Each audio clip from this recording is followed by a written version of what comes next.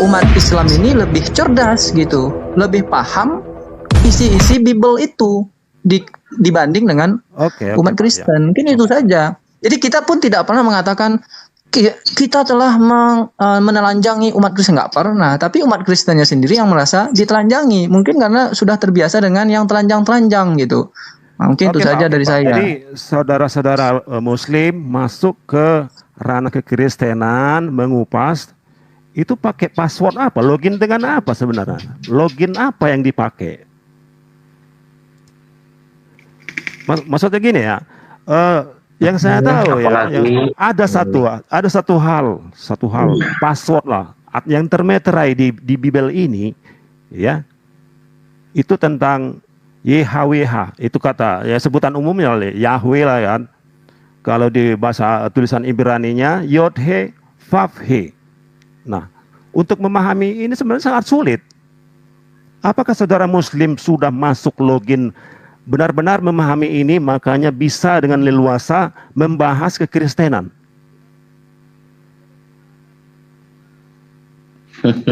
Kalau saya yang ditanya, justru pertanyaan saya itu akan balik nanti sama Anda. Gitu loh. Kalau dikatakan tentang konsep ketuhanan, Tuhan yang diajarkan oleh Yesus sama dengan konsep ketuhanan Islam. Agama yang diajarkan Yesus sama dengan agama yang diajarkan Islam. Syariat yang diajarkan oleh Yesus sama dengan syariat yang diajarkan oleh Islam. Jadi semua aspek yang diajarkan Yesus itu kemudian ada kesamaan dengan Islam. Yang jadi pertanyaan ini agama yang berasal dari Romawi Yunani ini, Kristen ini. Apa yang menjadi passwordnya sehingga Kristen itu bisa dengan lisannya, dengan lincahnya, dengan kepandaiannya mereka mengaku bahwa dia adalah pengikut. Sementara tidak ada satupun instrumen yang bisa dibangun yang kita lihat dari kacamata apapun bisa didudukkan antara Yesus dan Kristen itu adalah satu ajaran. Justru yang ada adalah perbedaan yang antara langit dan bumi, antara ajaran Yesus dan ajaran Kristen. Nah, sedangkan ketika Yesus menyeru, wahai Bani Israel, Tuhan itu kita, Tuhan itu Esa. Esa dalam hakikat, Esa dalam pribadi, Esa dalam kekuasaan, Esa dalam peribadatan. Orang beribadah, orang Yahudi beribadah hanya kepada satu tuntunan tujuan peribadatan, dan yang menjadi sentral tumpuan hanya kepada yang ada di langit. Nah, Kristen beda. Justru kami yang harus bertanya kepada saudara, kenapa Anda percaya diri mengaku sebagai pengikut Yesus? Sementara faktanya Anda ada itu adalah pentuhan Yesus. Beda antara pengikut dengan pentuhan. Kenapa Anda percaya diri mengaku sebagai pengikut Yesus? Sementara apapun yang ada di dalam Yesus tidak pernah Anda ikuti. Yesus sunat, Yesus bersyahadat, Yesus berpuasa, Yesus bertauhid, Yesus bersyariat. Lalu Kristen, apa yang diikuti dari Yesus? Tidak ada sama sekali. Lalu kenapa Anda kemudian percaya diri sebagai pengikut? Apanya yang Yesus Anda ikutin? Coba. Cara ibadahnya beda. Ayo. Cara puasanya beda. Cara penyembahan kepada Tuhannya beda. Kitab sucinya pun beda. Agamanya pun beda. Tuhannya pun beda. Agamanya beda. Lalu apa yang menjadi dasar pijakan tanpa malu-malu? Anda mengaku sebagai pengikut yang justru membuat kami Muslim ini tertawa, terseduh-seduh. Itu apa kira-kira? Silakan. Tuhan Yesus itu kan selalu dengan ajakan ikutlah, ikutlah. Suaranya dikerasin dikit, Pak. Oh ya, Tuhan Yesus itu kan selalu mengajak dengan awalan ikutlah, ikutlah, ya. Nah, di Matius 40:24, lalu Yesus berkata kepada sejak kapan Matius sampai 40? Bentar Bang. Sejak kapan Matius sampai 40? Yang bener aja. Ada Bible berjalan di sini, hati-hati.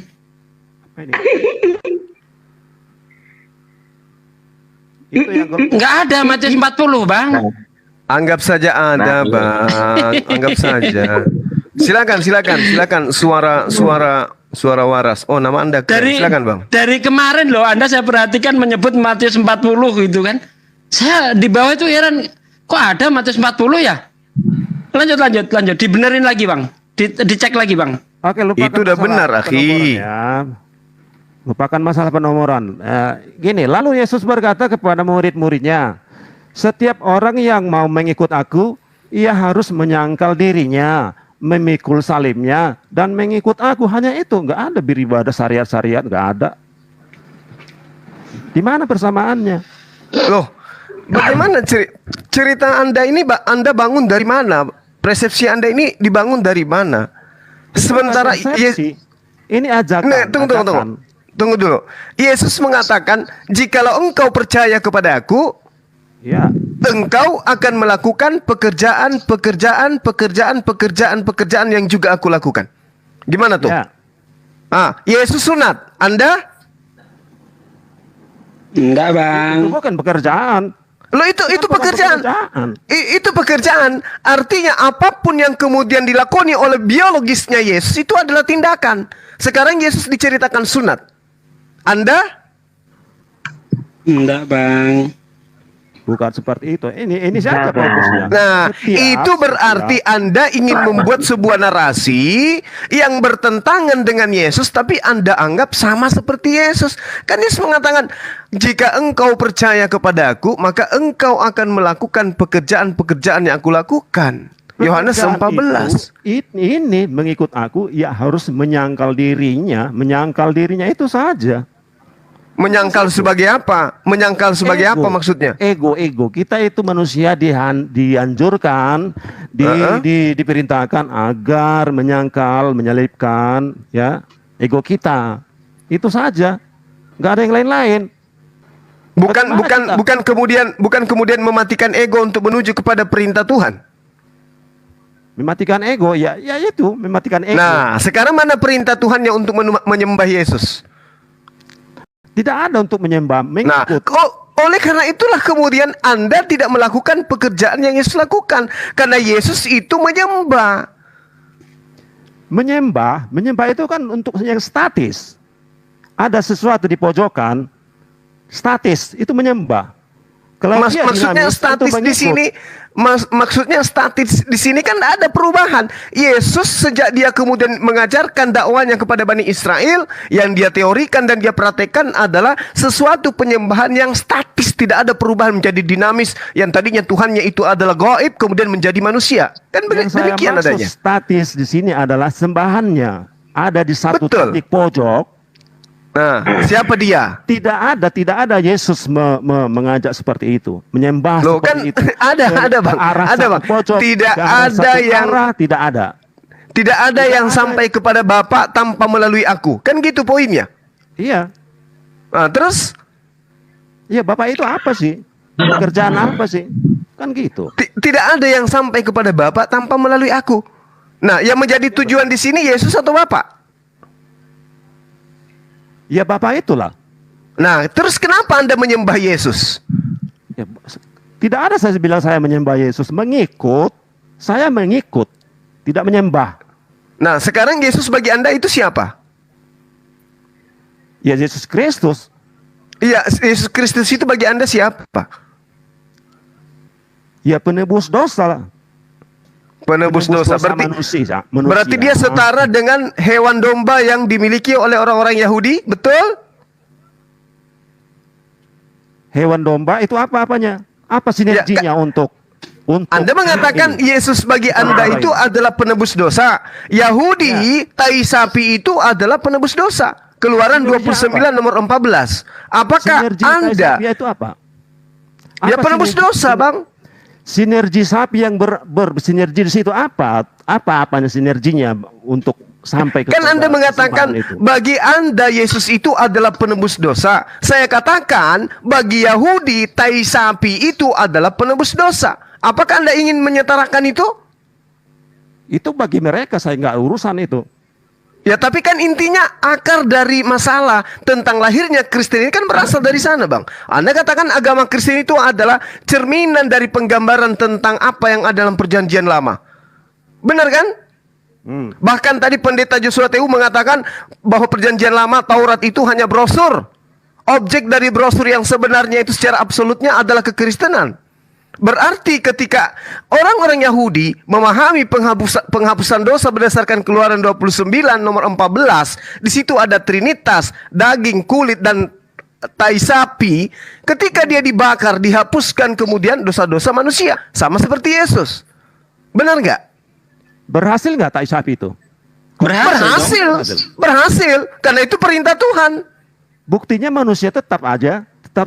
Sama, berhasil nggak Yesus dengan pandangan Anda bahwa dia menebus dosa? Buktinya manusia masih melakukan dosa. Disinilah kita harus mempelajari seperti apa itu menyangkal diri. Ya, justru yang ku sampaikan ini adalah buah-buah dari pelajaran. Saya sudah belajar. Saya belajar bahwa Yesus itu adalah utusan Tuhan yang mengarahkan Bani Israel kembali kepada hukum Tuhan.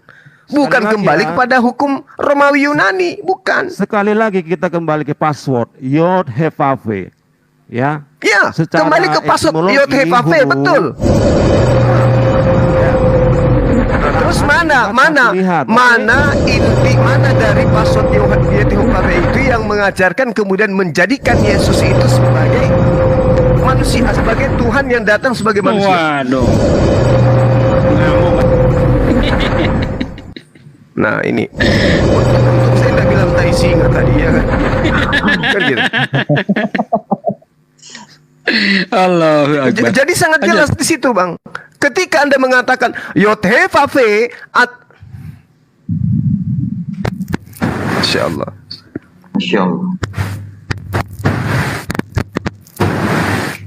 Lanjut, sabar ya, sabar ya. Sabar. Sabar. Paus lewat, paus. Oh.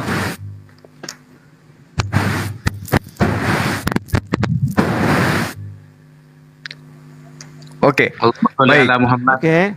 Allahumma sholli. Ya, jadi gini, Bang. Ketika Anda menjadikan Yod He Vav He itu sebagai password keselamatan, maka di situ tidak ada Yesus, Bang. Selain daripada Yesus itu harus dikasihi sebagai utusan Tuhan. Inilah anakku, kepadanya aku berkenan. Coba simak passwordnya ya. Tangan, lihat, paku, lihat.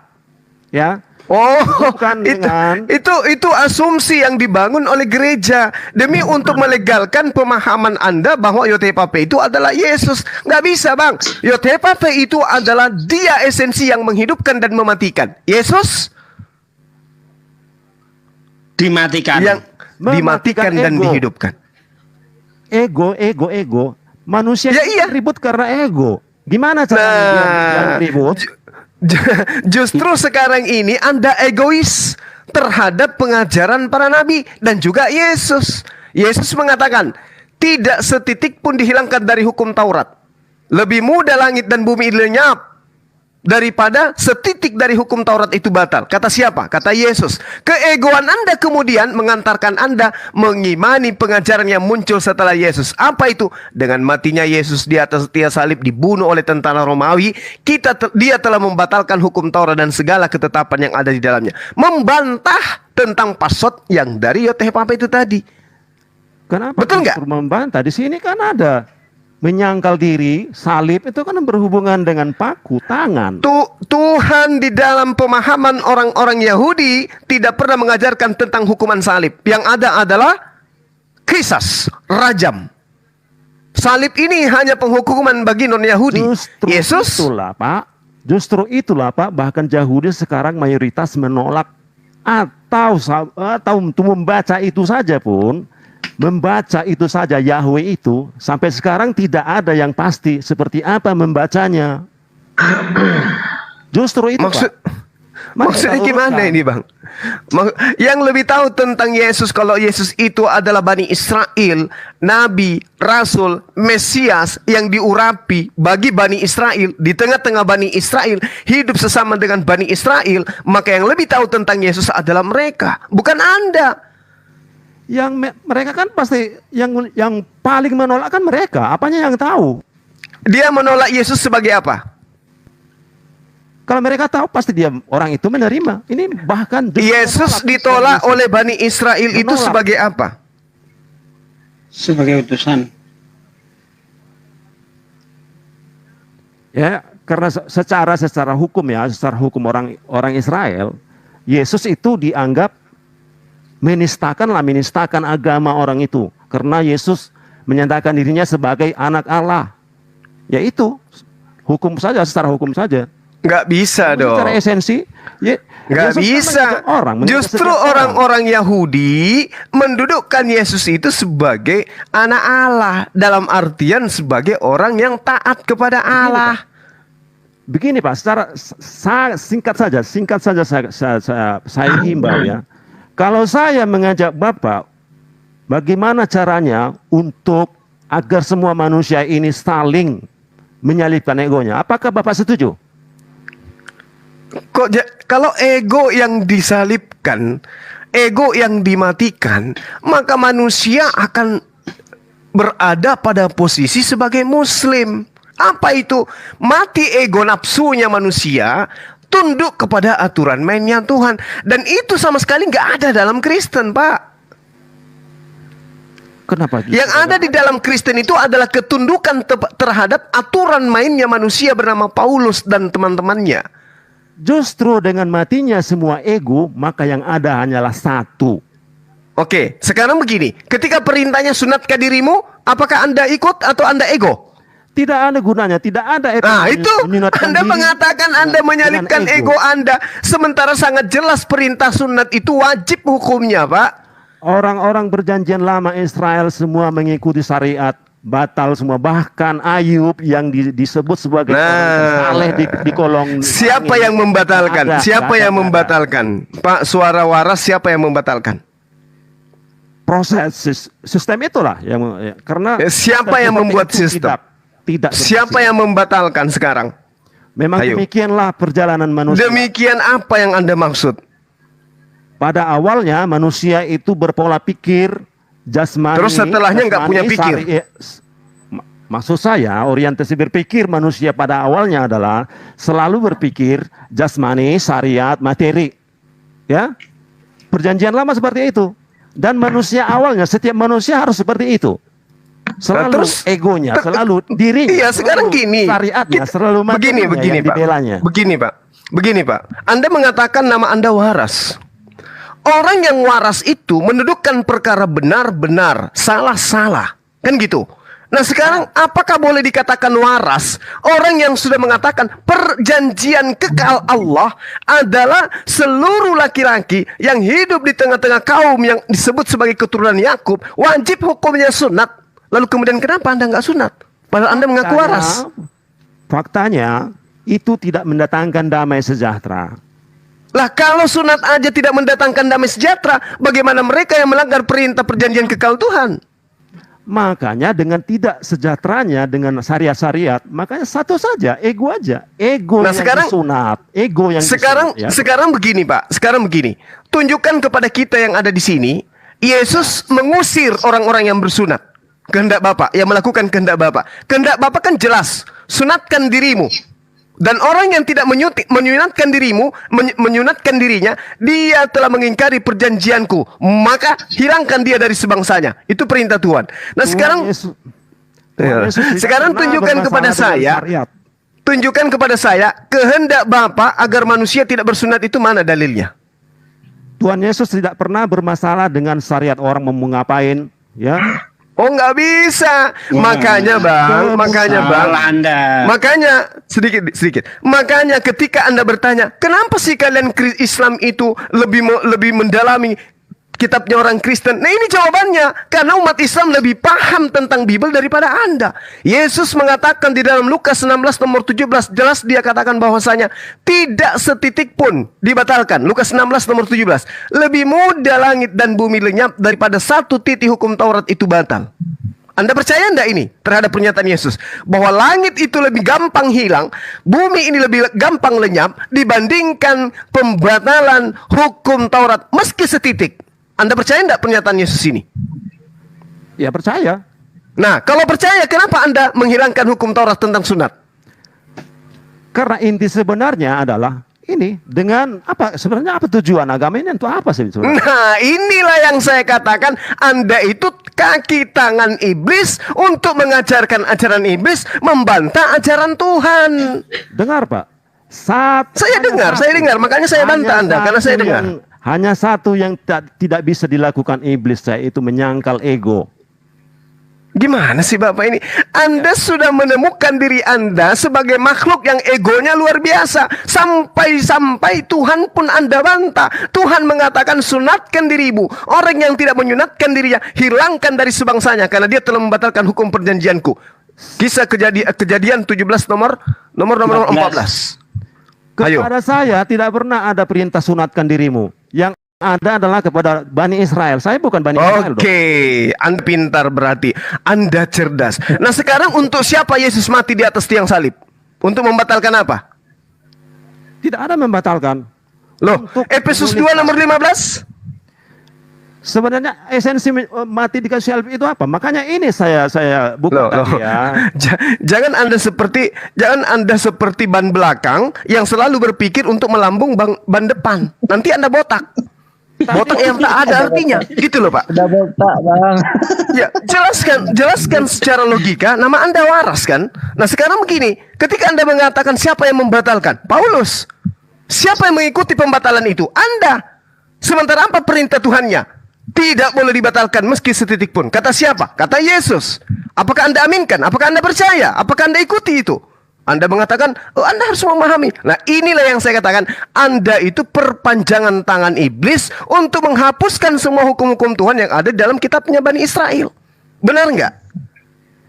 Kata siapa Paulus membatalkan? Dia kan Efesus 2 nomor 15, Galatia 5 nomor 1. Di mana dia membatalkan? Coba. Efesus 2 nomor 15, Pak. Galatia 5 nomor 2. Ayo. Coba saya nggak bisa buka apa nanti. Bahkan di dalam Filipi 3 nomor 8 dia katakan hukum-hukum Tuhan yang ada dalam Taurat itu adalah sampah. Ayo. Inilah makanya kami turun, Pak, untuk menyadarkan teman-teman Kristen bahwa Anda menjadi Kristen bukan karena paham Bible, tetapi karena Anda hanya mengimani dengan doktrin dan dogma. Kami lebih paham. Kenapa? Sandaran kami mempelajari Bible adalah akal, sandaran kalian mengimani Bible hanyalah iman, hanya doktrin dan dogma. Ini perbedaan kita. Maka kalau orang-orang Kristen mau belajar Bible, tanyakan kepada apologet Muslim, pasti terjawab. Sekarang saya tanya. Agar manusia damai sejahtera, gimana caranya? Agar manusia damai sejahtera harus mengikuti perintah-perintah Tuhan. Orang perjanjian lama mengikuti. Terus perjanjian ribut. Terus istilah dengar. Istilah perjanjian lama itu datang dari mana? Dan apa tujuannya? Saulus sebelumnya adalah agama Yahudi yang ketat menjalankan syariat agamanya. Bagaimana Anda mengatakan ketat menjalankan syariat agamanya, sementara perintahnya jangan engkau membunuh, sementara dia membunuh? Secara keagamaan, itulah secara keagamaan dia. Anda tadi mengatakan dia sempurna dalam menjalankan agamanya. Jangan membunuh, jangan mengingini. Tapi apa yang dia lakukan? Ya, dengan dia merasa egonya itu, agamanya itu benar, dia percaya diri melakukan sesuatu karena dia merasa benar. Seperti Anda tadi menyebut saya iblis. Begitu. Bukan saya menyebut Anda iblis. Saya mengatakan Anda perpanjangan tangan iblis untuk kemudian memproklamirkan hukum Tuhan yang datang kepada Bani Israel itu adalah sampah. Di mana logikanya saya perpanjangan tangan iblis sementara saya mengajak Bapak untuk melakukan hal untuk apa? Yang mustahil, ya, yang paling tidak bisa dilakukan iblis. Apa itu? Menyangkal ego. Menyangkal ego gimana? Iblis ego. Anda justru sekarang ini sebagai manusia yang duduk di atas perkara yang Anda sebutkan sebagai manusia penentang Tuhan. Kenapa ditentang? Nih, saya baca ayatnya, Bang ya. Silakan Bang. Ini saya baca ayatnya ini. Celakalah kamu hai ahli-ahli Taurat dan orang-orang Farisi, hai kamu orang-orang munafik, sebab persepuluhan dari selasih adas manis dan jintan kamu bayar, tetapi yang terpenting adalah hukum Taurat kamu abaikan. Ingat ya, Jadi celaka dan munafik orang-orang yang mengabaikan hukum Taurat, yaitu keadilan dan belas kasihan dan kesetiaan. Yang satu harus dilakukan dan yang lain jangan diabaikan. Diar. Selamat datang. Lanjut Bang Zuma. Gimana tuh Bang? Gimana? Gimana tuh kira-kira? Yesus mengajarkan apa, Anda mengimani apa? Coba. Tuhan Yesus mengatakan sudah menyimpulkan Yesus, Taurat itu esensinya apa sih?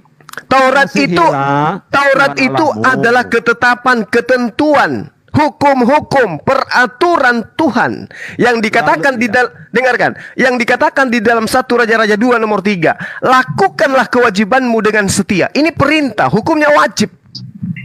Dengan hidup menurut jalan yang ditunjukkan oleh Tuhan. Dengan tetap mengikuti segala ketetapannya, perintahnya, peraturannya, ketentuannya. Seperti yang tertulis di dalam hukum Musa.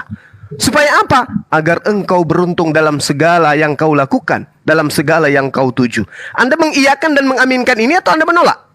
Faktanya pelaku hukum Taurat itu gagal.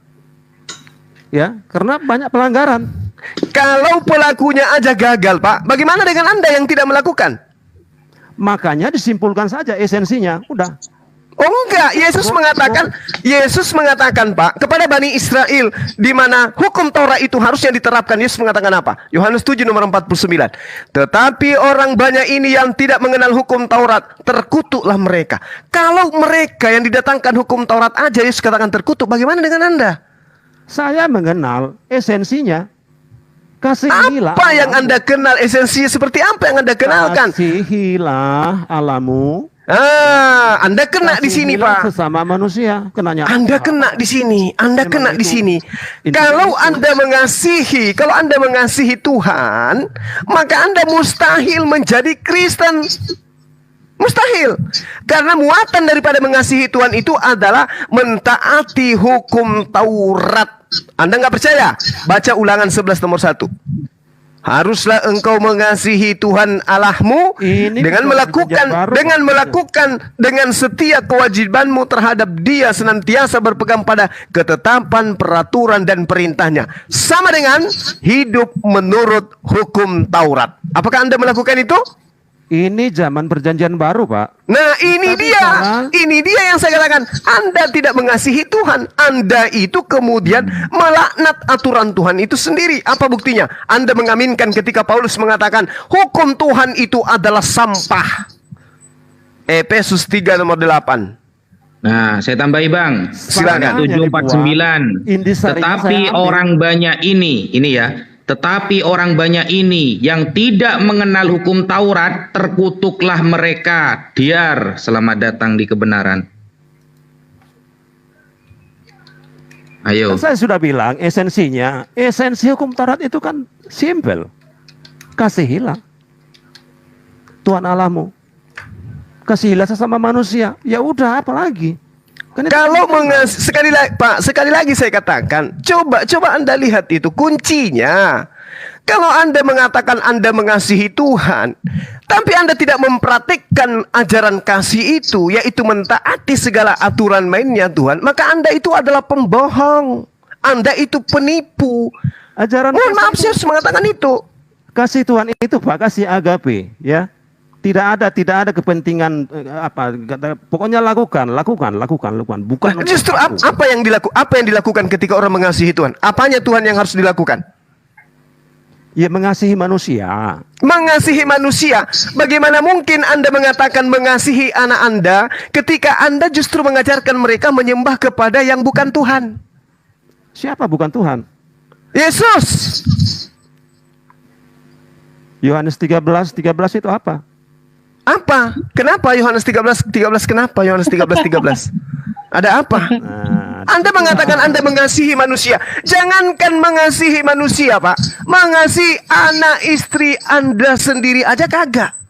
Anda mengajarkan mereka menjadi Kristen, menyembah manusia bernama Yesus. Sementara yang dikatakan mengasihi manusia, mengasihi Tuhan, itu adalah teorinya ada di dalam Matius 5 nomor 18-19. Kalau Anda kasih kepada manusia, Anda akan mengajarkan manusia menyembah kepada Allah, mentaati segala perintah-perintah Allah. Itu baru kasih. Tapi kalau Anda mengatakan sembah Yesus, ibadah minggu, itu bukan kasih kepada manusia, itu mengajarkan manusia agar terlaknat oleh Tuhannya. Sudah saya katakan ikut, bukan menyembah ya, ikut. Nah, kalau ikut berarti dia menjadi praktisi Torah. Tidak ada di sini untuk mengikut melaksanakan Taurat, nggak ada. Loh, Waduh. Yesus. Diri. Udah gantian. Lanjut aja. Lagi semangat, biarin aja. Lanjut.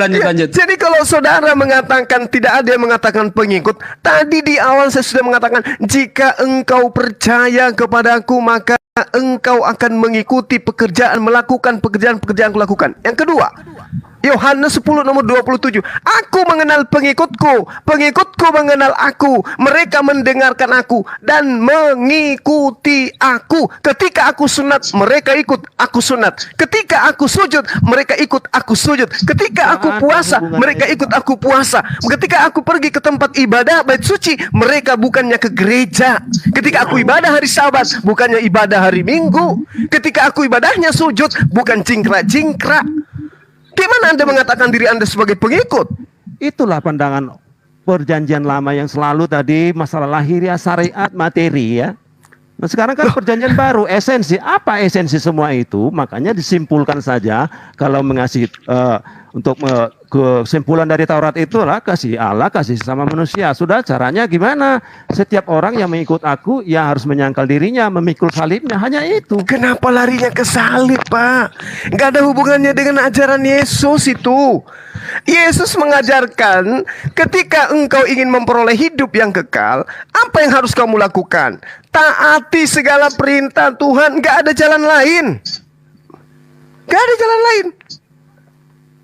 Adapun makanya tadi pendeta Yesus Teu saya katakan, adapun ajaran Kristen itu tidak berasal dari pengajaran agama samawi. Itu agama ardi, agama yang dibuat oleh manusia untuk kemudian menggantikan konsep yang Tuhan ajarkan kepada Bani Israel. Makanya Al-Quran itu datang. Sehingga ketika Anda bertanya, kenapa umat Islam itu lebih paham Bible, seakan-akan lebih cerdas? Karena Al-Quran membimbing kami, wala tuti'il kafirina wal munafikina wada'u azahum wa tawakkal 'ala Allah wa kafa billahi wakila. Itu kami dibimbing oleh Allah. Fala tuti'il kafirina wa yadhidhum fala tuti'il kafirina, jangan kau mengikuti mereka, tapi lawanlah mereka dengan jihad yang besar, yaitu jihad dengan Al-Quran. Itu jelas. Nah, sementara ajaran Kristen ini dengan kasihnya apa yang terjadi? Datang dari lorong ke lorong. Tuhan mengasihi Bapa, Tuhan mengasihi Ibu dengan mengutus anaknya. Marilah ikut kepada kami. Dengan kasih Yesus kita ada karunia. Dan seterusnya. Ini yang kemudian dijajakan. Maka perintah Quran, lawanlah mereka dengan perlawanan yang keras, dengan perlawanan yang besar. Jihadan kabira, dengan menggunakan Al-Quranul Karim. Makanya kami hadir di sini, Pak. Gitu. Silakan dijawab. Bang. Matius 5 nomor 19. Karena itu, siapa yang meniadakan salah satu perintah hukum Taurat, sekalipun yang paling kecil, seperti sunat itu termasuk ya, dan mengajarkannya demikian kepada orang lain, ia akan menduduki tempat yang paling rendah di dalam kerajaan sorga. Tetapi siapa yang melakukan hukum Taurat dan mengajarkan segala perintah-perintah hukum Taurat, ia akan menduduki tempat yang tinggi di dalam kerajaan sorga. Jediar, lanjut sampai ayat 20. Apabila kehidupan terus, lanjut. Oh, oke, lanjut. Maka aku berkata kepadamu, jika hidup keagamaanmu tidak lebih benar daripada hidup keagamaan ahli-ahli Taurat dan orang-orang Farisi, sesungguhnya kamu tidak akan masuk ke dalam kerajaan sorga. Jedar, selamat datang di kebenaran. Jadi hukum Taurat yang paling kecil pun jangan sampai dihilangkan, jangan sampai ditinggalkan. Karena orang yang meninggalkan hukum Taurat yang paling kecil saja, maka dia mendapatkan tempat duduk yang paling rendah di kerajaan sorga. Sekian, semoga kawan-kawan terkasih, terpilih, diputar, dicelupin. Lanjut. Mantap. Apanya? Silakan dilanjut. Ya kan, saya kan bukan saya kan non Israel. Hukum Taurat tidak disampaikan pada saya. Yang disampaikan pada saya hanyalah intisarinya. Nah, bagus itu Pak. Jadi gini, ketika Anda menyadari Anda bukan Israel, Yesus itu mati untuk menebus orang-orang dari hukum Taurat. Hukum Taurat itu untuk Bani Israel. Terus untuk apa Yesus mati untuk Anda sementara Anda bukan Bani Israel? Anda mengatakan Anda bukan Bani Israel, berarti hukum yang termaktub di dalam Torah itu bukan untuk Anda. Jadi untuk apa Yesus mati? Untuk Anda, untuk membebaskan Anda dari hukum Taurat. Apa hubungannya? Sebenarnya Ayo. sebenarnya tidak tepat Yesus mati untuk inilah yang saya katakan tadi, kita itu harus bicara masalah esensi. Apa itu mati? Ya kan sudah saya katakan tadi, menyangkal ego. Bukan pada proses hari penyalipan itu matinya yang dimaksud mati. Begitu, Pak. Ini adalah konsep baru, Pak. Ya, memang diterangkan dari kita. Ini konsep hikmat, ya. Hikmat bukan, itu kan diada-adakan, Pak. Gini, Pak. Tenangkan diri Anda. Kan bisa dibuktikan. Kalau semua tenangkan orang diri Anda dulu. dirinya, Saya tenangkan itu, diri Anda. Ya kan damai sejahtera manusia. Kan itu kan goal. Bagaimana bisa damai sejahtera kalau perintah-perintah Tuhannya dilanggar semua, Pak? Damai sejahtera dari mana? Dari film sinetron. Orang kan gak bentrok lagi. Orang gak bentrok lagi. Kata siapa? Aduh, Bapak ini gimana? Damai Nah. Kalau damai sejahtera gimana ceritanya? Kalau Masa lupa dengan inkuisisi sih? Ya kan nggak ada lagi bentrok. Udah habis, ke dunia habis, kiamat. Dunia itu kiamat. Waduh, Dunia Bapak manusia Nusantara ini itu dijajah 3 abad lebih, Pak. Lupa. ya itu kan ego. Tuh, katanya ego udah Katanya sudah hilang semua tadi. Aduh. Dan pelaku-pelaku penjajahan itu kan mengimani iman seperti Bapak, kan gitu. Gini Pak. Itulah Kita makanya jujur aja terhadap kebenaran. Manusia berproses kepada itu tadi, pematian ego itu. Udah 2000 tahun, Pak. Udah 2000 tahun.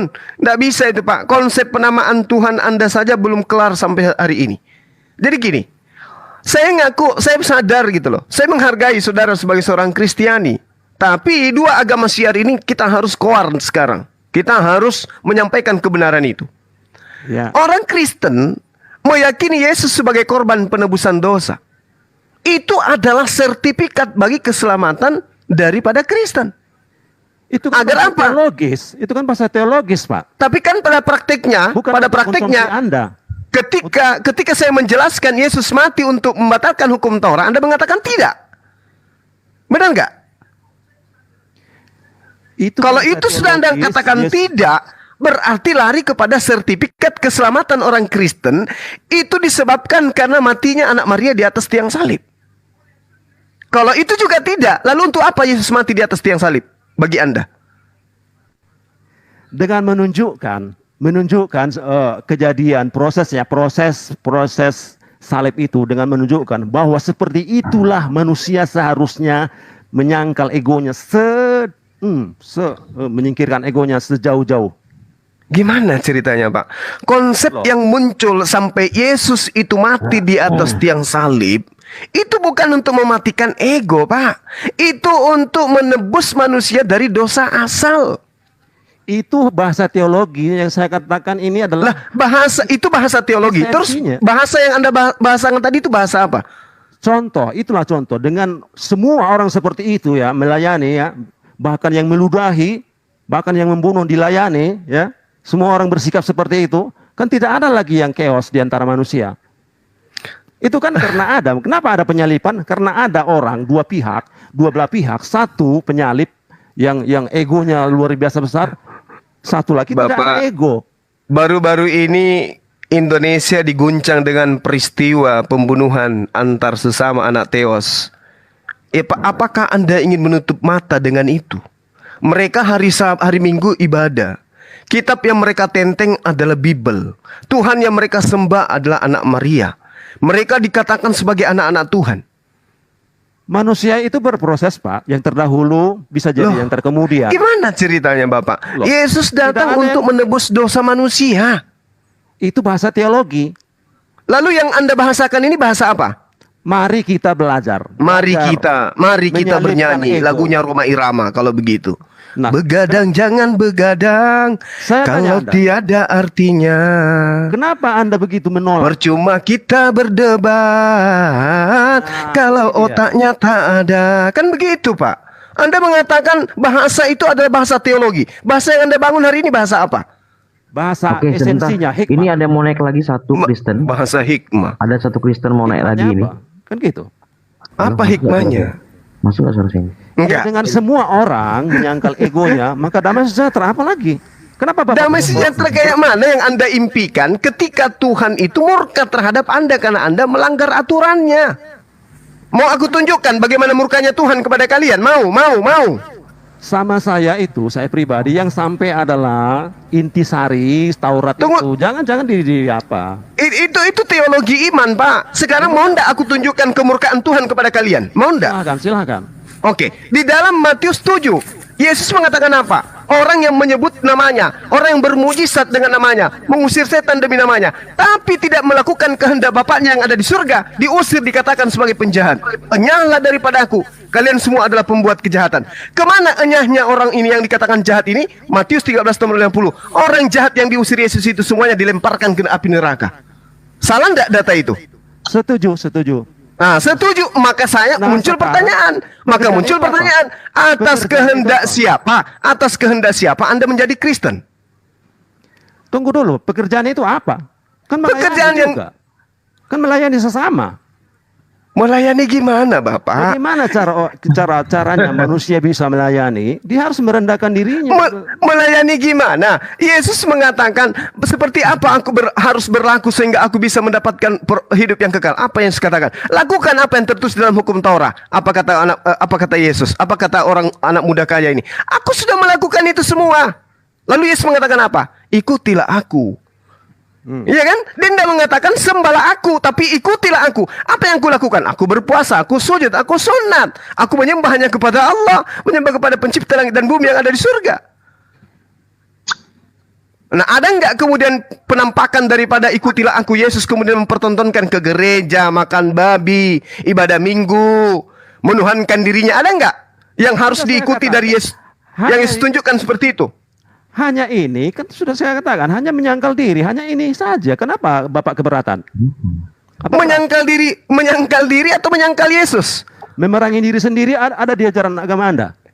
Oh jelas dong. Ketika ada perintah jangan makan babi, sementara nafsu ingin makan babi, kami lawan itu. Kalau Anda ada nggak perintah kayak gitu, melawan hawa nafsu, ada nggak? Kalau kita bicara ego, orang per orang, bukan orang. Giliran Anda bertanya tajam, giliran dijawab Anda mantul. Sekarang Anda mengatakan, adakah keegoan dalam Islam itu dilumpuhkan? Ada. La taqrabuz zina, jangan kau berzina, jangan kau minum minuman haram, jangan engkau berjudi, jangan engkau melakukan dan seterusnya. Dan itu harus dituruti. Itu namanya perintah syariat. Sekarang di Anda, jangan ada ilah lain di hadapanku. Apakah berlaku hal itu terhadap Anda? Kalau bicara ego itu kan person demi person. Bukan person dengan apanya, dengan hobinya, bukan seperti itu. Person dengan person. Ya. Iya, tapi kan sandaran pijakan kita sebagai makhluk berakal itu adalah aturan Tuhannya, Pak. Bukan aturan seenak kita. Sudah terbukti itu tidak berhasil. Orang bersyariat itu tidak membawa damai sejahtera, justru pelanggaran. Gimana ceritanya? Ceritanya perjanjian lama sudah jelas. Bagaimana Daud? Apakah dia dihukum? Apakah Daud itu kemudian melakukan pengorbanan seperti yang Anda imani dengan matinya Yesus? Tidak kan? Daud tidak diizinkan membangun bait Allah. Terus Anda diizinkan? Bukan hak saya untuk apa itu. Loh, Anda katanya sudah damai sejahtera Anda. Bagaimana Anda bermimpi damai sejahtera? Berproses ke sana. Sementara perintah-perintah Tuhannya Anda langgar. Gimana cerita itu? Apanya dilanggar? Kan sudah saya katakan. Jangan ada ilah lain di hadapanku. Ilah lain itu apa? Password tadi sudah saya katakan. Password itu paku. Tangannya dipaku, kakinya dipaku, lambungnya ditusuk, mukanya diludahi. Itu Yothe Pape yang Anda maksud, gitu. Anda ingin membuat karikatur Tuhan pencipta langit dan bumi serupa seperti itu, gitu maksudnya? Ini kan masalah perbuatan, agar itu perbuatan manusia itu mengikutnya nantinya. Maksudnya saya nggak ngerti apa yang Anda. Jangan Anda membangun sebuah argumentasi yang justru membantah kitab Anda sendiri. Oke. Suara waras. Tapi Anda kelihatannya tidak mencerminkan nama Anda. Gak usah menilai, aduh. Enggak, kita ini saudara, Bung. Kita ini saudara. Kita harus mencerdaskan anak bangsa. Silakan Anda hadir dengan kekristenan Anda, saya hadir dengan keislaman saya. Kan gitu. Tadi Bapak Anda di awal membangun narasi kenapa umat Islam itu membahas Bible kan? Dan merasa lebih benar terhadap Bible daripada orang Kristen itu sendiri. Ini jawabannya. Ini Bang. Ya karena tuh. Ego itu apa? Ego adalah konsepsi individu tentang dirinya sendiri. Nah, yang dinarasikan Bang Zuma barusan bukan tentang dirinya sendiri, tapi apa yang diperintahkan oleh Tuhan di dalam kitab Bible. Di dalam Bible yang Anda pegang, Pak. Kecuali Bang Zuma memiliki pemikiran sendiri, memiliki pemahaman sendiri, hanya berego gitu. Lanjut Bang Zuma. Silakan Bang. Coba Anda buktikan ke saya bahwa Anda adalah pengikut Yesus. Satu aja. Saya berproses. Misalnya baru berproses menjadi pengikut, Pak. Ya memang itu seharusnya. Lah, kalau Anda berproses, dengarkan saya Pak. Kalau Anda berproses menjadi pengikut, Anda kudu wajib hukumnya memulai proses itu dengan memotong kulup. Tidak ada hubungannya dengan damai sejahtera. Ada hubungannya, Pak. Ada hubungannya. Saya bukan Bani Israel. Ada hubungannya. Kalau Anda bukan Bani Israel, berarti apakah Anda ingin jujur mengatakan bahwa Kristen itu bukan ajaran Bani Israel? Sekarang saya tanya Bapak. Apakah Allah yang di Bible ini sama dengan Allah yang di Quran Anda? Tuhan itu cuma satu. Itu udah pasti tuh Pak. Jelas. Allah yang disembah oleh para nabi itu adalah Allah yang Tuhan yang kami sembah. Passwordnya Yod He Vav He. Ada gak? Kok Yod He Vav He? Di Quran. Yod He Vav He, paku tangan, paku kaki, tusuk lambung, diludahi muka, itu. Tidak ada di Quran kan? Gimana tidak ada di Al-Quran? Al-Quran sudah La ilaha illa ana. Tidak ada Tuhan selain aku. Paku tuh. Kalau paku? Kok larinya ke paku, Pak? Kalau Anda mengatakan Yod He Vav He itu paku tangan, paku kaki, paku lambung, tusuk lambung, dua penjahat di samping Yesus disalibkan itu juga dipaku tangannya, Nduk. Tapi ada dia tidak dilantik menjadi Tuhan. Ada nggak dia mengajak orang? Loh, memang harus cuma satu yang diangkat, Pak. Karena Dewa Horus itu cuma satu. Dewa Atis itu cuma satu, Pak. Krishna itu cuma satu, enggak dua. Krishna itu, Horus itu enggak dua, cuman atu. Sekarang saya tanya Bapak, terjemahan Elohim di Quran itu apa? Elohim di dalam Al-Quran ilahun. Benar? Saya kurang tahu. Ya, karena itu kemudian kalau Elohim aduh marah. Sesembahan. Iya, ilahun. Sesembahan kan? Ya. Terus? Memang itu terjemahannya, bukan Allahumma, bukan? Kok Allahumma? Itu doa makan itu, Pak. Allahumma barik lana. Iya, saya tahu. Nah, terus? Coba di Google dulu. Apa terjemahan Elohim dalam bahasa Arab? Loh, kok dalam bahasa Arab? Kan sudah kukatakan sama Anda tadi kan? Ya. Iya kan? Nah, terus apa masalahnya sekarang? Ada nggak perkenalan Elohim di Quran dengan nama password Yod He Vav He? Bapak, Tuhan itu ketika datang kepada manusia, Tuhan sudah jawab dulu. Makanya Wajud bitter. Jangan sembarangan masuk kalau nggak ngerti password. Kok nggak sembarangan masuk? Begini. Dikatakan di dalam Al-Quran Tuhan itu gaib. Laisa kamislihi syai'. Sekarang Tuhan Anda berwujud manusia. Tuhannya Bani Israel wujudnya seperti apa, Pak? Gak usah lari ke sana, Pak. Oh, nggak usah lari ke sana, tapi maunya lari kemana? Terpasut. Iya, passwordnya itu wujud Tuhannya Bani Israel, wujud Tuhannya Yesus, tempat Yesus itu mengadu, tempat Yesus itu berdoa, seperti apa wujudnya? Bandingkan dengan wujud Tuhan Anda yang kemudian itu dilahirkan. Malah menurut Pak John Peter, Tuhan Anda itu pernah netek. Ayo. Apakah sama? Passwordnya itu loh. Saya tidak sepaham dengan Tuhan. Passwordnya itu loh. Passwordnya itu kan sudah jelas, Pak. Tuhannya Yahudi tidak pernah netek. Tuhan yang disembah umat Islam juga mustahil seperti itu. Nah sekarang Tuhannya Kristen, nenen, Pak. Apakah sama? Bapak belum menjawab. Adakah Yod Heh-Vav-He di Quran? Yod Heh-Vav-He itu bahasa apa, Pak? Itu bahasa Ibrani, Pak. Al-Quran itu bahasa Arab. Makanya jangan sembarangan. Nah, sekarang kalau saya tanya pertanyaan yang sama kepada Anda, apakah ada Yod Heh-Vav-He di dalam Perjanjian Baru bahasa Yunani? Udah malam ini jangan lihat. Esensinya kan saya sudah tanya sama Anda. Esensi yang ada di dalam konsep Islam, laisa kamitslihi syai'. Esensi yang diajarkan oleh Yesus, suaranya tidak bisa kau dengar, wajahnya tidak bisa kau lihat, bagaimana bisa digambarkan? Sementara esensi yang ada dalam Kristen, nenen. Faktanya sesuai dengan password tersebut, Yesus sudah hadir dengan tangan terpaku. Itu Pak. Yesus tangan terpaku. Pak, penjahat yang di samping kirinya juga dipaku, Pak. Dipaku juga itu. Tidak punya sinergi untuk mengajarkan damai sejahtera. Jangan netek ya. Damai sejahtera apa yang Anda maksud? Damai sejahtera itu Islam, Pak. Kristen itu pengikut Kristus. Islam itu damai sejahtera. Dari situ aja Anda gagal di sana. Islam itu damai sejahtera. Kristen itu pengikut Kristus. Kristus yang dimaksud ini adalah orang yang diurapi katanya. Tapi ternyata Tuhan. Tadi dia ngomong dulu Juma. Saya sering mendengar ya, kalian itu ya sering bentrok. Bentrok apanya, Pak? Masalah entah apa, beda pendapat. Banyak golongan-golongan kan gitu. Lah, kalian sampai hari ini belum pas siapa Tuhan kalian yang sebenarnya. Yesus atau Bapa atau Roh Kudus. Itu belum final di antara kalian. Ada yang mengatakan Trinitas, ada yang mengatakan Oneness.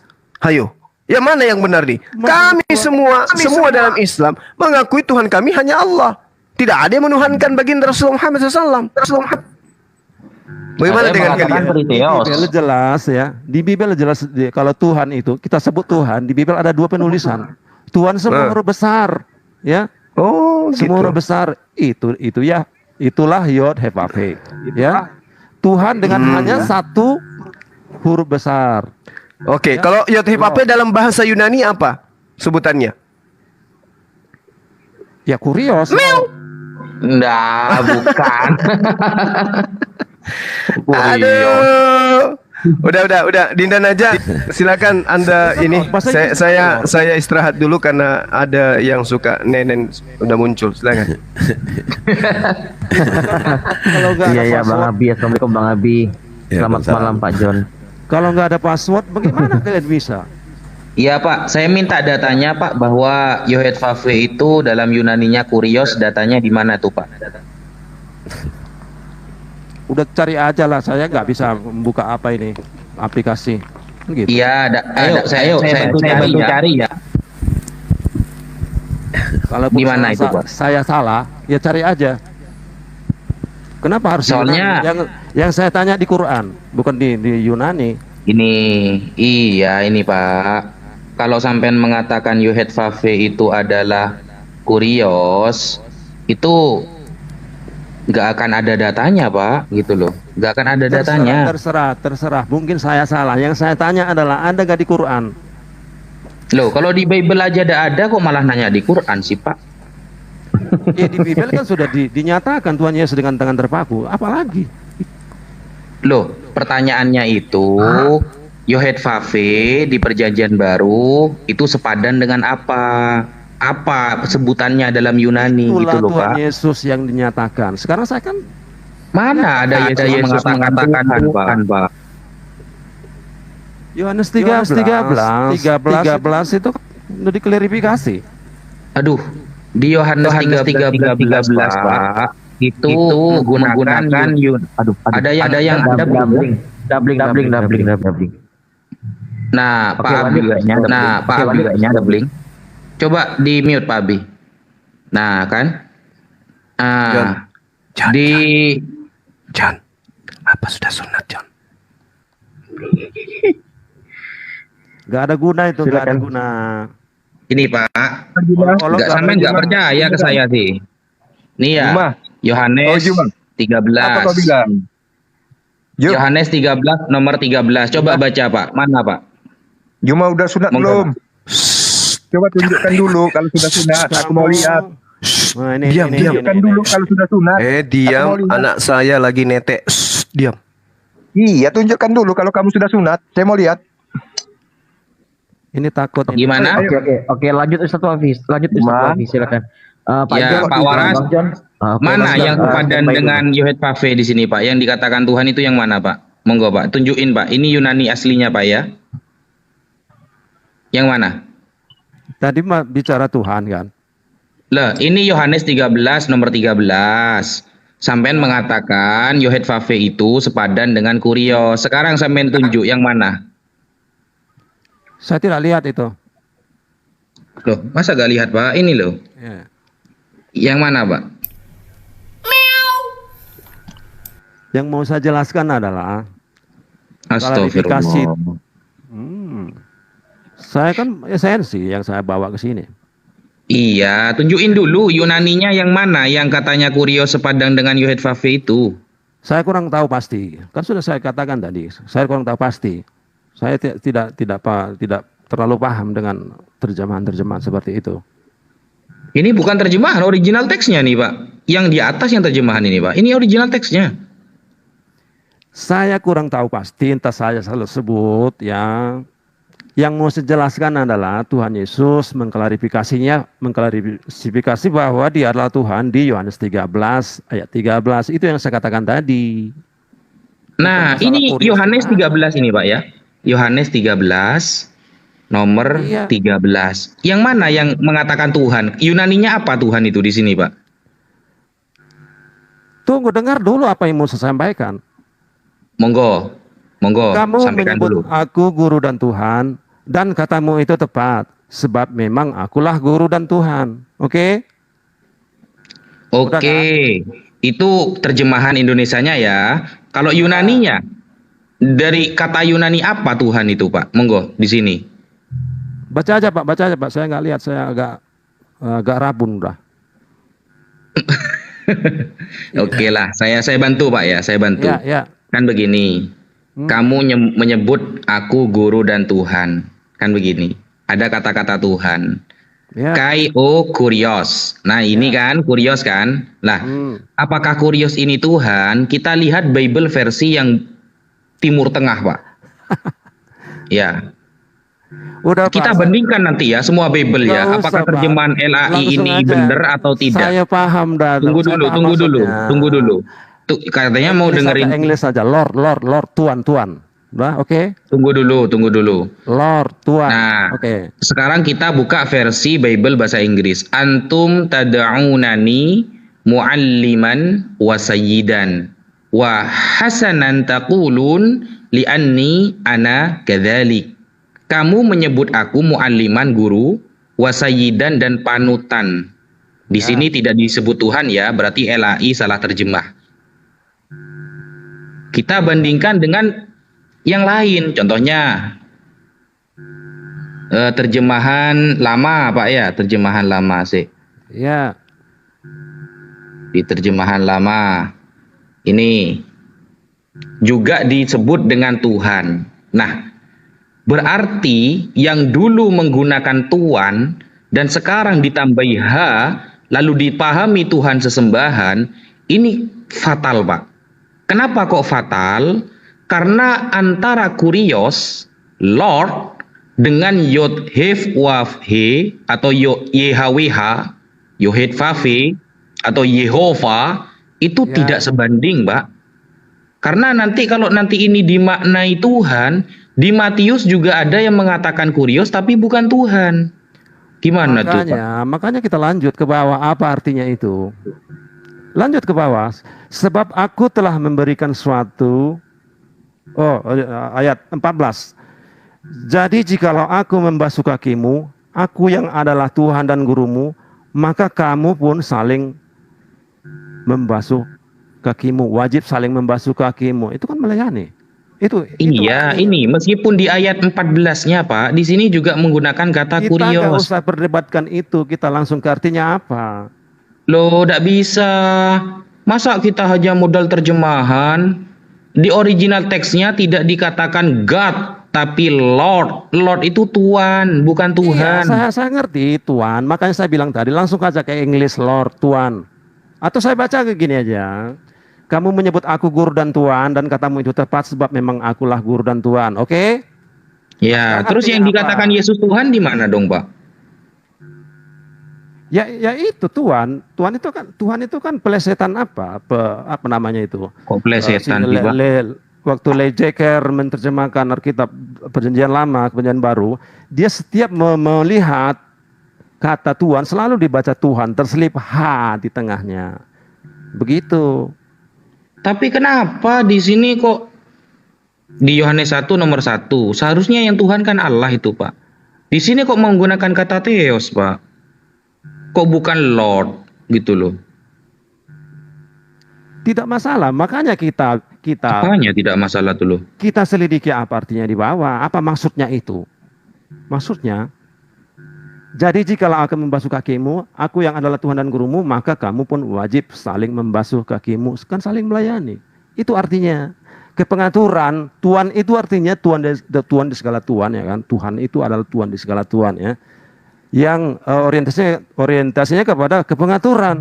Bagaimana manusia itu teratur?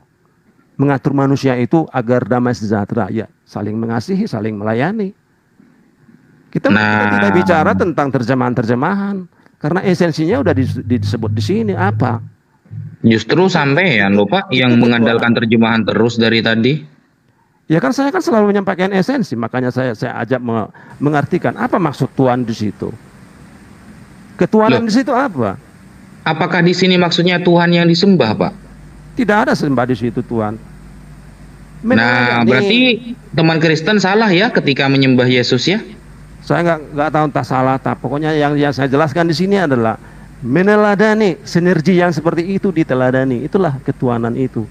Kalau kalimatnya meneladani Yesus, saya setuju Pak. Tapi kalau menyembah Yesus, saya nggak setuju. Berarti salah ya teman Kristen yang menyembah Yesus Pak ya? Saya kurang tahu entah salah tahu tidak.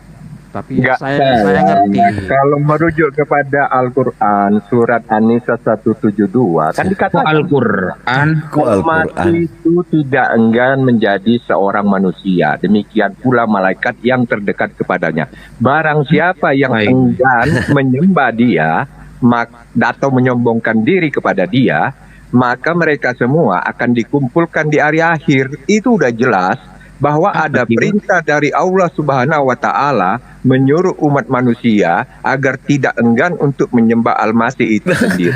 Kok cacat begitu pemikirannya?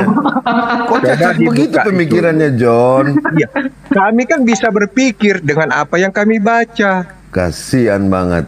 Jadi gini Pak Waras, John tenang dulu. Jadi gini, Pak Waras, ya udah tenang dulu. Oke, tenang dulu. Tenang dulu. Suara Waras, Bung Suara Waras. Tadi waktu Anda bercakap dengan dengan Bang Juma ya, itu sebenarnya menarik karena Pak Suara itu bilang bahwa penting sekali punya password. Lalu ketika menyatakan password yang adalah juga bagian dari apa yang Yesus katakan, Anda itu sebenarnya mengatakan bahwa yang saya tangkap ya, dan teman-teman semua saya kira nangkap itu, bahwa Anda bilang bahwa Yesus mengajarkan melepaskan ego, kan begitu, menyangkal ego. Nah, itu ajaran Yesus, dan sesungguhnya saya sepakat dengan itu. Yesusnya yang mengajarkan kepada orang-orang itu untuk melepaskan atau menyangkal ego itu sama dengan kata ada jumlahnya 39 kali di dalam Bible, artinya berserah diri. Nah, ajarannya memang untuk berserah diri gitu loh. Tetapi kemudian orang yang diajak ini, nah itu menangkapnya justru berbeda. Seperti apa yang dituliskan di dalam Efesus tadi yang Bang Juma sampaikan tentang kematiannya Yesus, itu adalah meninggalkan hukum Taurat. Dan juga di Galatia. Nah ini bagaimana? Berarti Anda atau orang-orang itu tidak mengikuti Yesus. Bagaimana apa yang Yesus katakan? Bagaimana apa yang Yesus perintahkan? Nah itu gimana menurut Bang Suara Waras? Siapa yang kemudian menggunakan password ini kira-kira menurut Bang Suara Waras? Kalau proses Paulus saya kurang ngerti. Di mana dia menyebarkan ajakan ini ya. Saya kurang tahu situasi. Bang Zuma itu dinaikkan Bang Dedi. Iya, mana ada Bang Zuma nggak ada itu. Coba mana? Oh, apa kena report ya? Enggak Bang Zuma pamit. Kirim permintaan aja kalau ada lagi. Udah, lanjut Ustaz, lanjut sama Bang Abi. Halo, Pak Dedi. Iya, ada mau Pak jawab. Dedi aja, Pak Abi sama teman Suara Waras dan Law 77 saya. Oh, Bang Zuma ke report itu, Bang Zuma ke report kayaknya. Di report. Dia bawa menemui Juma dulu di bawah ya. Kami mau ngobrol dulu di bawah. Oke, dilanjutkan dulu ya. Pantesan aja kok hilang langsung tiba-tiba. Iya. Bang Zuma di report. Nah, Dedi naikkan Sandy tuh mau naik dia ke atas. Ajak aja dia ke atas. Sandy. Oh iya, sudah. Oke, berarti John kita ke bawah. Oke.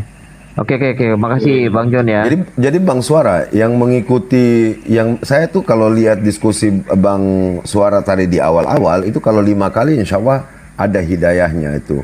Karena dengan cara yang baik ya. Artinya gini, siapa yang kemudian mengikuti perkataan Yesus? Ada 39 kali Yesus berbicara dan mengajak tentang berserah diri kepada Allah. Itu ada, dan itu berkeserasian dengan perjanjian lama. Kira-kira menurut Bang Suara Waras yang akhirnya tidak mengikuti Yesus untuk menyerahkan ego atau melepaskan egonya itu siapa? Apakah Bang Suara Waras dan teman-teman yang mengaku Kristen, ataukah orang Muslim yang justru merasa bahwa mengikuti sama seperti apa yang ada di situ, passwordnya sama, berserah diri? Betul. Saya setiap kali ganti akun ini, Ustaz Taufik ganti akun. Iya. Banyak ganti akun. Saya setiap kali menyampaikan ajakan ini. Si Candy mana? Candy kirim permintaan ya, nanti kasih naik. Penentangan dibelok-belokkan. Main report-report gini ini Rek. Iya.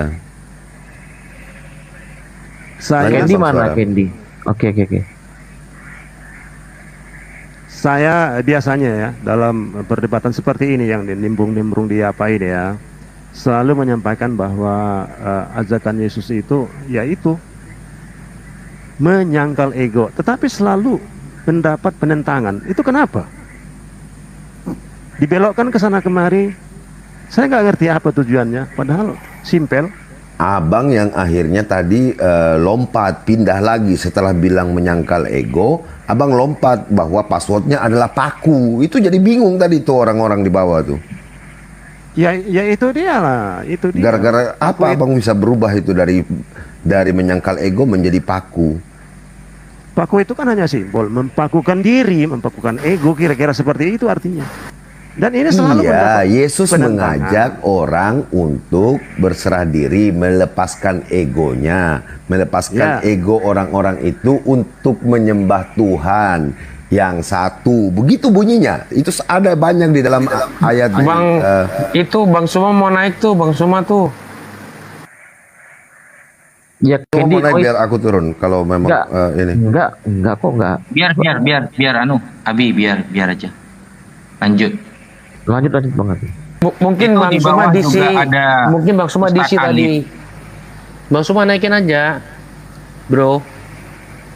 Bang Suma kan Bang Suma baru di report, itu ada tulis tuh. Itu aku di bawah. Bang Suma naik dong, aku mau ngobrol. Oh nih.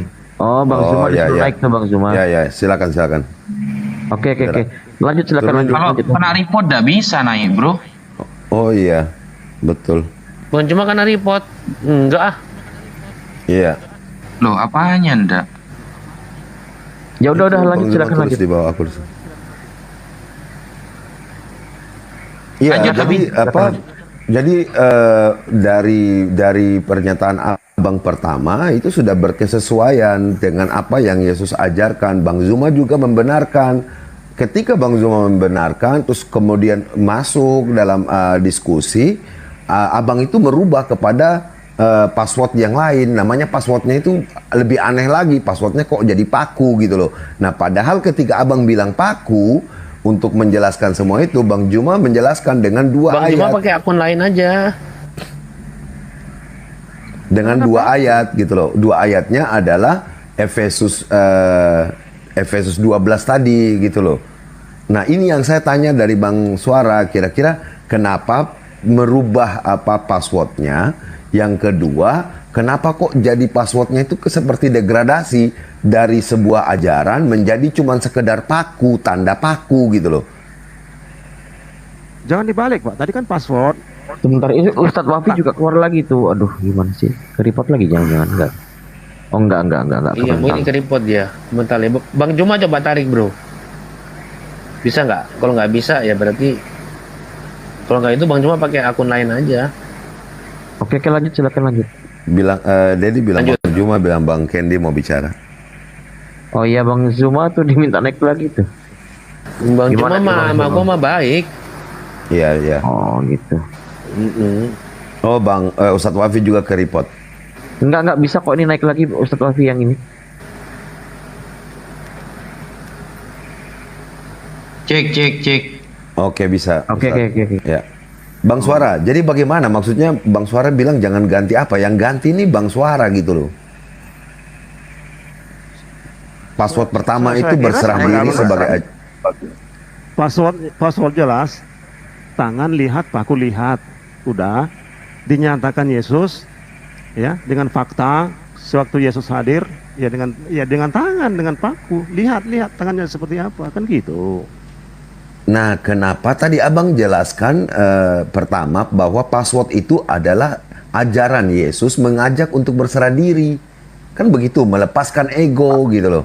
Nah, sekarang kenapa berubah ke paku gitu loh? Itu saya minta Abang korelasikan hal itu gitu loh. Karena kalau berserah diri, saya tahu di banyak ayat gitu loh. Kan kodenya kan sebelum-sebelumnya. Ada tangan, ada paku. Lihatlah itu, ya kan? Udah. Terjadilah waktu berjalan kodenya kan harus ajaran Bang, kodenya kan harus ajaran. Ini karena kepada orang. Yang namanya kode ya kode, bukan ajaran. Tunggu dulu datang dinyatakan baru ajarannya seperti apa, kan gitu. Kode tetap kode. Abang tadi bilang berserah diri atau melepas ego. Nah itulah kode itu nantinya ya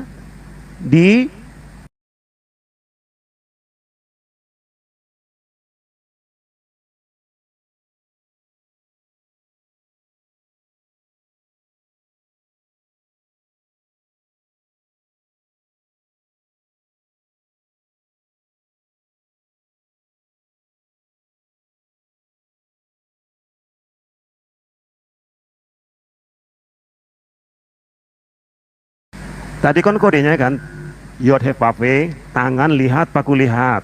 Udah itu dulu. Zaman perjanjian lama perkenalan kepada Musa ya. Melepaskan ego, Abang bilang.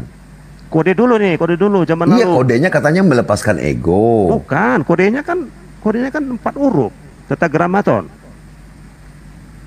Oke. Belum bisa dibaca orang atau disakralkan atau tidak ada kesepakatan. Nah, Tuhan Yesus datang. Nah, gini loh. Lihat tangan, lihat paku. Ya udah, gimana caranya? Ikuti aku dengan cara menyalipkan diri, menyalipkan ego, kan itu.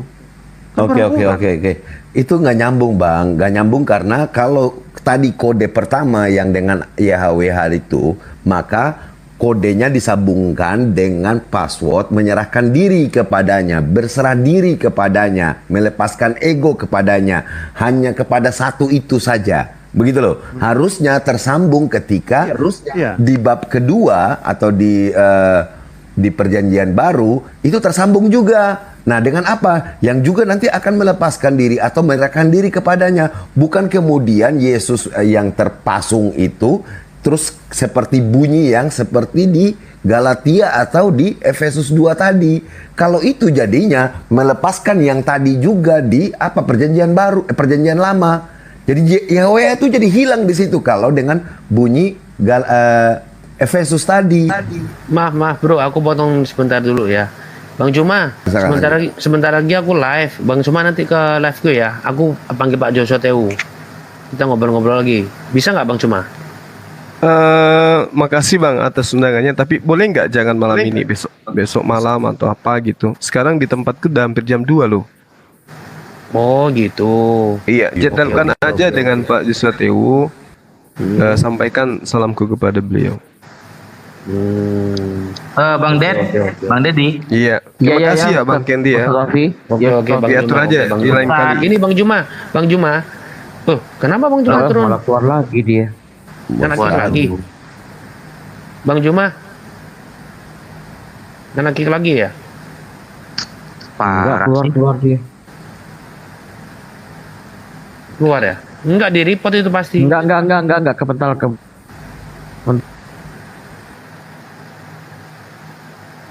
Ya Ustadz Alif naikkan Bang ya, Juma, gantikan Bang Juma, saya ya. nanti aku DM nomor WA aku ya Bang Juma ya. Iya. Oke, Ustadz Alif naikkan Bang Ded. Nanti kita buat janji Bang Juma. Oke, aku Baik dulu ya. Baik Bang Kendi, baik. Oke, aku dulu ya. Terima kasih ya teman-teman ya. Siap. Cuma oke ya. Makasih Bang Kendi, makasih. Iya Bang.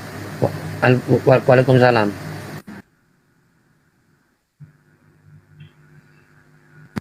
Ya, assalamualaikum. Waalaikumsalam warahmatullahi wabarakatuh. Loh kok malah keluar itu? Warahmatullahi wabarakatuh. Iya, ngajakin sana aja dia. Oke. Iya, silakan. Iya. Assalamualaikum Gurunda Sadabi. Waalaikumsalam Bang Ustaz Alif. Ya. Sehat. Ya, Bang Waras. Alhamdulillah. Ya Pak, saya. Suara Waras. Gimana? Saya tadi tidak lihat apa yang Bang Suara Waras ini jelaskan untuk punya korelasi. Jadi kalau tidak punya korelasi, saya pikir jadi apa yang tadi Ustadz Zuma sampaikan itu jadi benar bahwa kode yang abang bawa itu bikin abang gagal mengikuti Yesus. Malam Bang. Kenapa gagal? Kan kalian yang berbicara Efesus. Dan abang juga jawab. Abang juga jawab dong. Iya, abang sendiri yang jawab iya gitu loh. Abang jawab dengan kata saya masih berproses. Benar kan?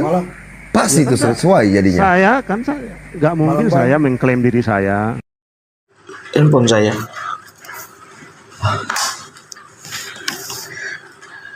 Oke. Sebentar Bang Abi, Bang Alif. Oke. Mana Suara Waras itu mana?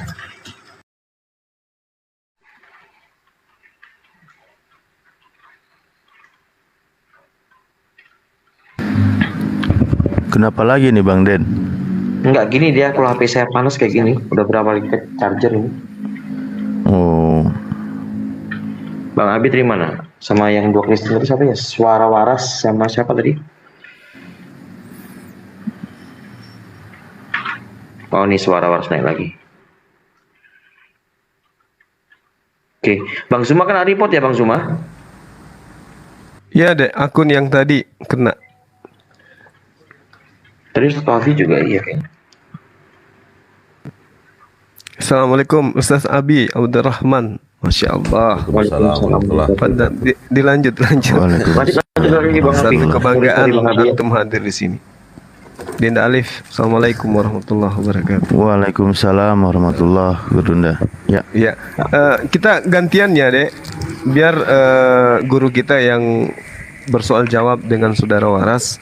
Saya kalau misalnya ada oten yang mau naik, saya diturunkan aja. Saya monitor. Silakan. Oke, siap Bang. Siap. Oke, silakan Bang Abi. Lanjutin yang tadi Bang Abi. Iya, tadi Bang Abi. Suara Waras itu. Ya Pak. Bang Suara Waras itu terus kemudian mengkonfirmasi bahwa abang itu masih berproses untuk mengikuti. Sedangkan abang waktu bertanya kepada kami, gitu ya, kami itu dengan sangat jelas, seandainya kalau hanya kumpulan kata-katanya Yesus saja yang ada di dalam Bible, itu justru kami sudah merasa bahwa kami sudah mengikuti, begitu loh. Itu kunci jawaban yang abang sendiri mengkonfirmasi waktu percakapan tadi. Saya tuh ngikutin ya. Jadi ya, ketika itu yang selalu saya dengar dari debat-debat Ahmad Dedat ya, mengikuti katanya Yesus, Islam paling tahu mengikut Yesus ya, dari syariat. Sementara perjanjian baru bukan syariat lagi loh. Tapi batiniahnya yang Yesus katakan tapi syariat kan? Kalau yang Yesus katakan yang blok-blok merah itu lebih banyak syariat. Tidak ada ajaran. Syariat. Tidak ada syariat yang masa begini. Coba ajaran. Tidak boleh begini, ajaran. tidak boleh begitu. Hanya ini intinya, mengikut apa itu menyangkal diri, memikul salib, mengikut aku. Hanya ini intinya. Ikut kan? Nah kalau nggak ada terus ikut apanya, Bang? Menyangkal ego itu aja. Menyangkal ego kan tadi saya bilang berserah diri. Ustadz Alif bisa loh bacain berserah diri itu apa? Berserah diri itu berserah diri itu kan sama dengan Islam. Ya, Muslim dia seorang Muslim. Antar person ke person ini, ya egonya sama ego itu nggak ada lagi. Ya kalau nggak ada ego, ya kan udah satu semua berserah diri. Dalam ya udah satu, udah sesuai udah dengan satu Elohim. Oh jadi satu Elohim. Semua lagi. Tuh. Jadi satu semua gitu. Ya karena tidak ada ego lagi. Yang bekerja hanyalah kasih daripada Elohim. Kan gitu. Oh gitu. Nah oke, sekarang saya mau jawab satu hal lagi. Bahwa ketika Bang Suara Waras tadi datang dan bertanya, kenapa orang Islam itu bisa berbicara dengan sangat jelas tentang dalam setiap diskusi-diskusi dengan teman-teman Kristen ketika berbicara tentang ajarannya Yesus, ya. Bicara tentang ajarannya Yesus, karena di rumah saya ada bukunya yang tadi Bang Zuma jawab itu semua ada bukunya di setiap rumahnya orang Muslim. Apa bukunya? Al-Quran. Ternyata di dalam Al-Quran gitu ya dijelaskan bagian-bagian apa-apa yang Yesus kemudian ajarkan kepada orang pada saat itu, lalu mendudukkan kitab-kitab sebelumnya juga seperti apa dan bagaimana. Nah ketika itu terjadi, tentu saja ketika kita menjelaskan kepada Bang Suara Waras, pertanyaannya jadi seperti yang Bang Suara Waras jawab sendiri tadi, bahwa kenapa justru orang Islam itu dianggap lebih mampu menjelaskan tentang ajarannya Isa alaihissalam atau Yesus itu sendiri, atau kalau nggak mau disamakan ya Yesus lah. Sebenarnya itu kan satir ya, saya bilang mampu. Ya kan saya kan sudah tahu bahwa saudara-saudara Muslim pasti sasarannya atau argumennya adalah syariat. Itu kalimat satir sebenarnya Pak ya. Lebih tahu, saya katakan Muslim lebih tahu, itu satir. Karena selalu syariat. Sementara perjanjian baru bukan itu lagi. Batiniah, hakikat, substansi. Batiniah. Ya. Oke, saya tunggu Ustadz Alif, ada yang mungkin Ustadz Alif mau hubungkan, tanyakan ya. Ini kok menarik ya, kenapa tidak sesuai dengan pernyataan Yesus sendiri ya? Karena yang saya baca di kitab Pak Suara ya. Izin Pak Abi ya, dan guru udah jadi masuk aku. Dari tadi aku puasa bicarain setengah semalaman. Karena begini Pak, ketika ya saya baca misal di Yohanes 16 itu Pak, mengenai masalah pekerjaan roh penghibur itu, roh kebenaran, di situ justru ada beban yang dipikul Pak. Misal ketika saya bacakan, betul tidak?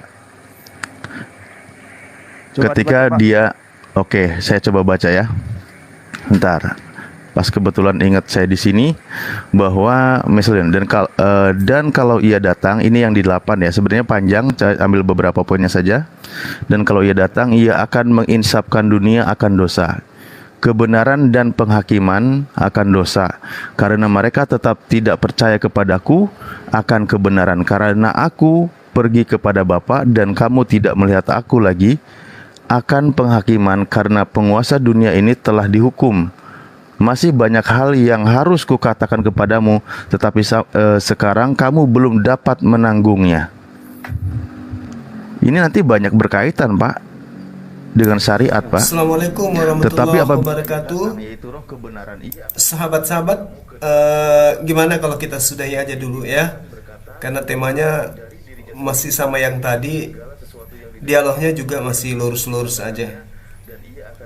Oke, di sini udah jam 2, bisa nggak kita tutup aja dulu? Gimana? Memberitakan kepadamu apa yang diterimanya daripadaku, segala sesuatu yang Bapa punya adalah aku punya. Sebab itu aku berkata, ia akan memberitakan kepadamu apa yang diterimanya daripadaku.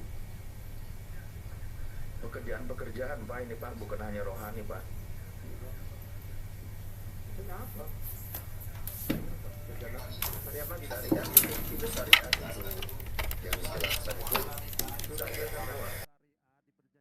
Baik, sahabat-sahabat dimanapun sahabat berada, terima kasih banyak atas kebersamaan kita ya. Subuh hari ini kita sudah mengkaji beberapa hal, tapi yang terpenting kemudian kelas daripada seorang pendeta Joshua Tehu ya hanya seperti itu ya kan. Cara yang paling tepat untuk kemudian menghindari setiap pertanyaan dari teman-teman Kristen itu adalah kabur dan pamit. Tapi nggak apa-apa. Tadi ada suruhannya ya, datang Bang Kendi ya. Bang Kendi datang kemudian untuk menawarkan masuk ke dalam masuk ke komalnya Bang Kendi. Artinya bahwasanya beliau kenal dengan pendeta Joshua Tehu. Dan saya yakin sekali dialog kita pada malam hari ini setelah beliau pergi, itu masih dia simak. Akhirnya dia penasaran dan mengajak kembali saya untuk masuk ke komalnya Kendi. Tapi saya katakan jangan sekarang, karena di sini udah subuh jam 2 lewat. Kalau bukan besok atau malam Selasa ya, atau malam Senin, karena besok kan saya harus ke gunung ya kan. Ya itu bisalah diaturkan waktunya. Untuk itulah teman-teman, nanti kita akan informasikan kapan saya akan berdialog lagi dengan pendeta Joshua Tehu. Mudah-mudahan pendeta Joshua Tehu itu tidak banyak kemudian bermain di dalam doktrin dan dogma saja, tetapi mengukuhkan daripada apa yang disampaikannya berdasarkan data di dalam kitabnya. Demikian para sahabat-sahabat sekalian, terima kasih atas segala perhatiannya. Mohon maaf atas segala kekurangan. Sekali lagi saya katakan, saya mendoakan antum semua supaya mendapatkan rezeki yang halal, dimudahkan segala urusannya, sehingga antum semua bisa ikut berpartisipasi di dalam pembangunan masjid kita yang sedikit lagi akan rampung. Amin amin ya rabbal alamin. Saya akhiri, subhanakallahumma wabihamdihi asyhadu alla ilaha illa anta astaghfiruka wa atubu ilaik. Salam tauhid, salam satu Tuhan, Allahu akbar. Assalamualaikum warahmatullahi wabarakatuh.